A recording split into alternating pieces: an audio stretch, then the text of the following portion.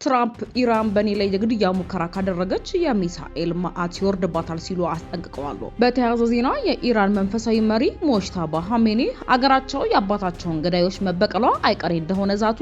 የአሜሪካው ፕሬዝዳንት በፊናቸው በኢራን ላይ ያነጣጠሩ 1000 ሚሳኤሎች መጠመዳቸውንም አስጠንቅቀዋል። የፕሬዝዳንት ዶናልድ ትራምፕ አስተዳደር ኢትዮጵያውያንን ጨምሮ ለ6 ሀገራት ዜጎች የተሰጠውን በአሜሪካ የመቆየትና የመስራት ጊዜያዊ ህጋዊ ከለላ ለተጨማሪ ቀናት አራዘመ። የቮይስ ኦፍ ኢትዮጵያን ቤተሰቦች ሰብስክራይብ ማድረጋችሁን እያስታወስናችሁ በዝርዝር ወደምንመለከታቸው ጉዳዮች እናልፋለን።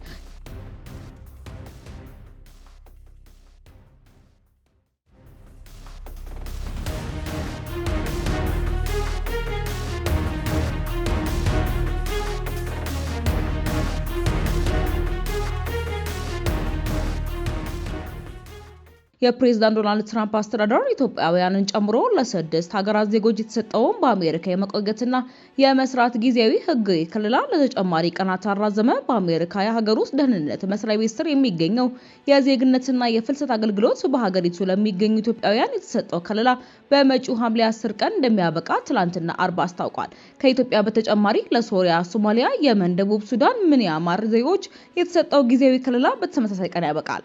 ውሳኔው የሚመለከታቸው የሄቲ ዜጎች ከቀሪዎቹ 5 ሀገራት አንድ ሳምንት ቀደም ብሎ በአሜሪካ ለመቆየትና ለመስራት የሚፈቀድላቸውን ከለላ ያጣሉ። ይህ ከለላ የተፈጥሮ አደጋ፣ የትጥቅ ግጭት ወይንም ሌሎች ያልተለመዱ አስገዳጅ ሁኔታዎች ከገጠማቸው ሀገራት ወደ አሜሪካ የገቡ ሰዎች በሀገሪቱ እንዲቆዩና በህጋዊ መንገድ እንዲሰሩ የሚፈቅድ ነው። ከለላው የተሰጣቸው በአሜሪካ የሚገኙ ኢትዮጵያውያን ወደ ሀገራቸው ቢመለሱ በግል ደህንነታቸው ብርቱ ስጋት አይገጥማቸውም በሚል አመክንዮ በሀገሪቱ የመቆየትና የመስራት እድላቸው እንዲያበቃ የተወሰነው ባለፈው ታህሳስ 2018 ነበር። ይሁንና ውሳኔው በቦስተን የሚገኘው የማሳቹሴትስ አዋራጃ ፍርድ ቤት ታግዷል። ከአሜሪካ በተጨማሪ ሶማሊያና ደቡብ ሱዳንን ጨምሮ የ10 ሀገራት ዜጎች ተመሳሳይ ህጋዊ ጥበቃ ነበራቸው።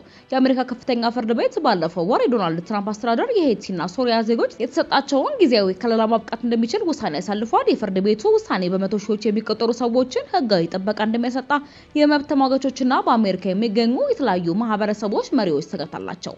ትራምፕ ኢራን በኔ ላይ ግድያ ሙከራ ካደረገች የሚሳኤል ማዕት ይወርድባታል ሲሉ አስጠንቅቀዋል።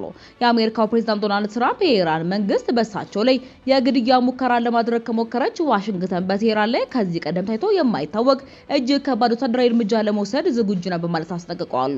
ትራምፕ በትሩዝ ሶሻል ሚዲያ ገጻቸው ላይ ባስተላለፉት መልእክት የ1000 ሚሳኤል መተኮሻዎች አሁኑኑ ወደ ኢራን ተጠምደው መዘጋጀታቸውንና ለጦር ኃይላቸውም ይህን የተመለከተ ትዕዛዝ መስጠታቸውን ይፋ አድርገዋል። ትራምፕ ይህንን ማስጠንቀቂያ ከሰጡ በኋላ የተኩስ አቁም ስምምነቱ ተቋርጦ እንደሚቀጥል በመግለጽ የኢራን መንግስትን የንወያይ ጥያቄ ማቅረቡ ንግግር ለማድረግ መስማማታቸውን አስታውቀዋል።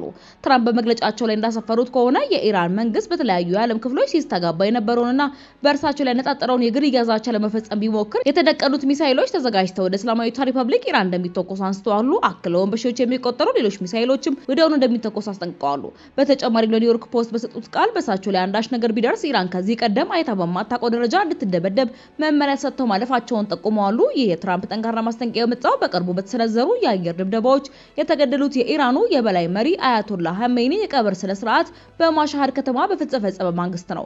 የቴህራን ባለስልጣናትና የሃይማኖት መሪዎች ለኻሜኒ ግድያ የአጸፋ በቀል እንደሚወስዱና በትራምፕ ላይ እርምጃ እንደሚነጣጠር በይፋ በመዛታቸው ዋሽንግተንን ለከፍተኛ ጥንቃቄ ዳርጓታል ተብሏል።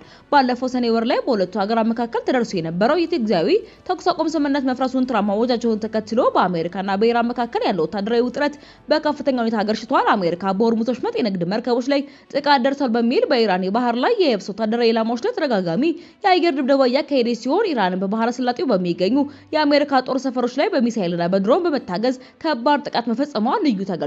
የቮይስ ኦፍ ኢትዮጵያን ቤተሰቦች ሰብስክራይብ ማድረጋችሁን እያስታወስናችሁ ሌላ ጉዳያችን እናልፋለን።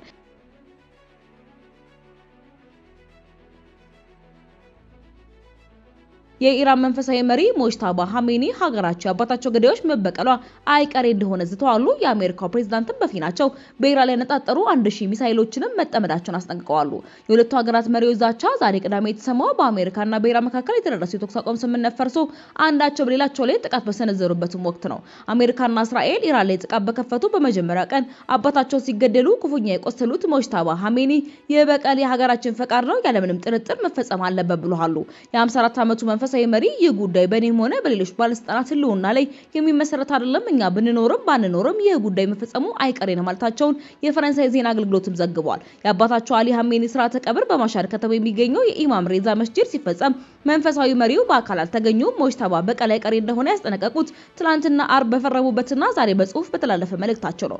የአሜሪካው ፕሬዝዳንት ዶናልድ ትራምፕ በፊናቸው 1000 ሚሳኤሎች ተቀባብለው በኢራን እስላማዊ ሪፐብሊክ ላይ ተደንግገዋል ሲሉ ቅዳሜ ዕለት ዝተዋሉ። ኢራን ልትገላቸው እንደዛተች የገለጹት ትራምፕ ይህ ከሆነ ኢራን ሙሉ በሙሉ የሚያጠፋ ጥቃት ለ1 ዓመት እንዲፈጸም ትዕዛዝ መስጠቱን የዩናይትድ ስቴትስ ጦርም ዝግጁ መሆኑን አስታውቀዋል። የቮይስ ኦፍ ኢትዮጵያ ቤተሰቦች ዳግም ሰብስክራይብ ማድረጋችሁን እያስታወስናችሁ በሌላ አዲስ ወቅታዊ መረጃዎች ዳግም እስክንገናኝ ድረስ በደህና ቆዩ።